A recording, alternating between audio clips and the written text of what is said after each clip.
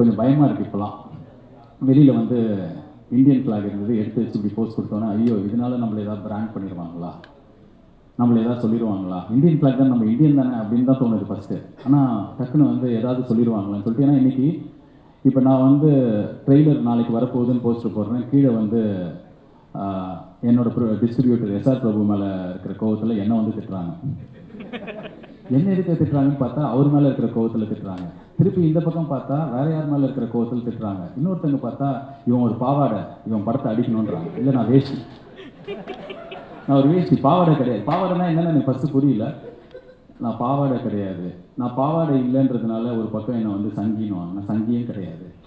So எந்த பக்கத்தில் எந்த கட்சியோட ஐடி விங்காக இருந்தாலும் உங்களுக்கு ஒரே ஒரு ரிக்வெஸ்ட், நீங்கள் அரசியல் பண்ணுங்கள், போங்க அரசியலை பாருங்கள். சினிமாவில் எதுக்கு வாரம் ரிலீஸ் ஆகிற படத்தை அடிக்கிறதுக்கு உங்கள் எனர்ஜி எதுக்கு வேஸ்ட் பண்ணுறீங்க? அதுக்கு அவங்க அக்கௌண்ட்டில் பேடிஎம்மில் காசு கிரெடிட் ஆகுது. போங்க போய் அரசியல்வாதிக்குள்ளே நீங்கள் சண்டை போட்டுருவாங்க, படத்தெல்லாம் ஃப்ரீயாக விட்டுருங்க.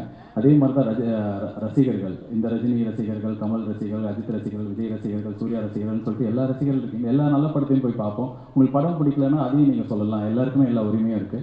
பட் இவங்க படம் வந்தால் அவங்க அடிக்கணும், அவங்க படம் வந்தால் இவங்க அடிக்கணும், இவன் இந்த கருத்து சொன்னதுனால இவன் படத்தை அடிக்கணுன்றது நிறைய எனர்ஜி வேஸ்ட் ஆகுது. உங்களுக்கும் படம் நல்லா இல்லையா வந்து சொல்லுங்கள், சூப்பர்.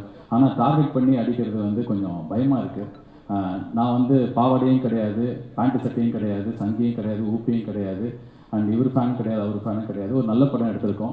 ஸோ எல்லாரோட சப்போர்ட் இருந்தால் தான் இந்த படமும் ஒரு லப்பர் பந்து வாழை மாதிரி எல்லாருக்கிட்டையும் போய் சேரும்.